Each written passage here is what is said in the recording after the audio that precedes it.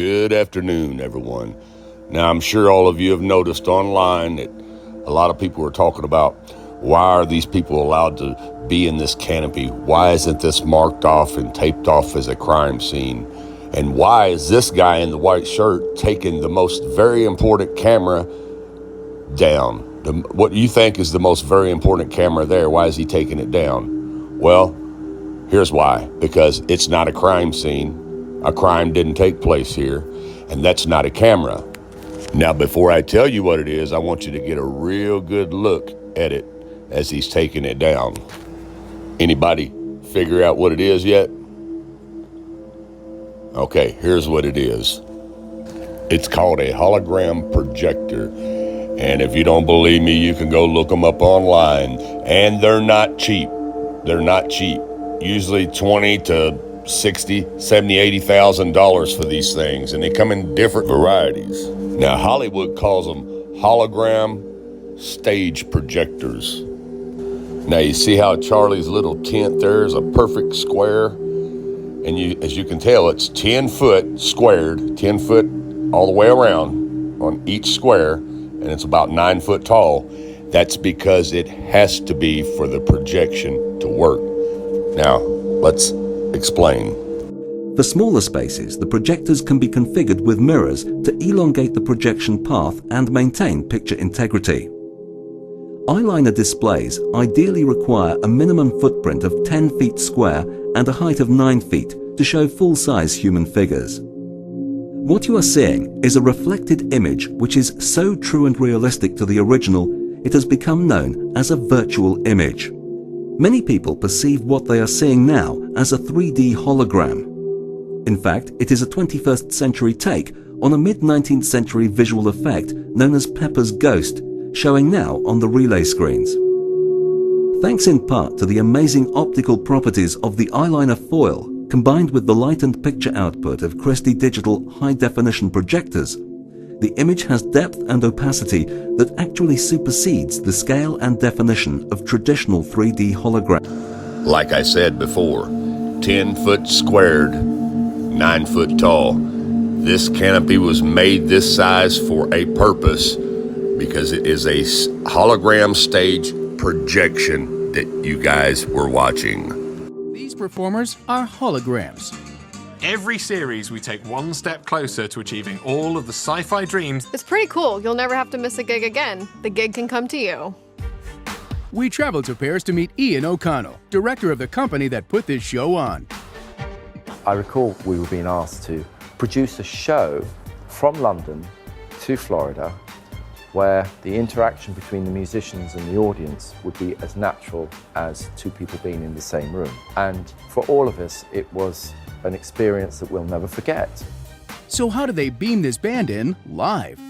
It's incredible that this really is a remote live gig. The signal from London takes less than a third of a second to go all the way around the world and be projected as a hologram on the stage in the US. As well as the hologram making it feel like the band are actually in the room with the audience, the band can see the audience and actually interact and respond to what they're doing. This is a whole new take on live music. But how are the images so good that it looks like the band are really on stage? They look so lifelike because of the angle of the light and the reflective material called mylar that creates this holographic effect. The mylar screen is semi-transparent. The reflective surface reflects the images where the light falls on it, but where the light doesn't fall on it, the audience can see through it. So it looks like there's a person standing on the stage and that there's no screen at all. The projector receives the video signal and projects it down from the ceiling. What I really love about this is that you get the effect of a 3D hologram without those stupid glasses. I still believe we've only scratched the surface with this technology. I think we will see pop-up holograms everywhere. That's it, the holograms are here. We're officially in the future. It's all smoke and mirrors. The world is a stage, people. Get over it. You've been lied to. Now, I know a lot of you gonna say, well, Terry, if it was a hologram, how was he walking around passing out hats and talking to people? Because he was walking around passing out hats and talking to people. Only the assassination was a hologram. Here's what you're forgetting. You're forgetting about the trap door right by his feet underneath that little canopy there.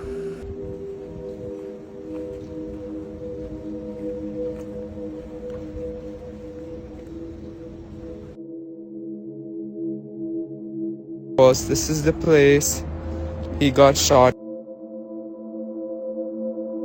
This is the courtyard where it all happened. It's now open to the public again. There's lots of people coming here, placing flowers, cards, things like that. The university is already making some changes. They're replacing the grass where Charlie Kirk was speaking with pavers. And there are several petitions online asking the school to make this into a permanent memorial for Charlie Kirk. You see, the trap door is the whole key. Yes, Charlie was passing out hats. Yes, Charlie was there. But when it was time for the hologram to come on, this is when Charlie went down into this little utility room or whatever this is underneath this trap door, or the stage area where he was sitting. Okay, the assassination took place with the hologram. And then if you notice, all the guys, when he supposedly falls to the ground, all the security guys surround him. You can't see nothing. They raise the trap door up. He comes out. And then they carry him to an SUV, not an ambulance, not anything like it would normally be, to the SUV without a trail of blood anywhere, because he never got shot. He was down in there the whole time. The hologram part of the assassination was taking place. It's really, really simple. It's complicated, but it's simple if you think about it common sensely. That's how Charlie was able to interact with the people there, because he could hear what they were saying and he could answer them and interact with them, just like the musicians from London to Florida. It's incredible that this really is a remote live gig. The signal from London takes less than a third of a second to go all the way around the world and be projected as a hologram on the stage in the US. As well as the hologram making it feel like the band are actually in the room with the audience, the band can see the audience and actually interact and respond to what they're doing.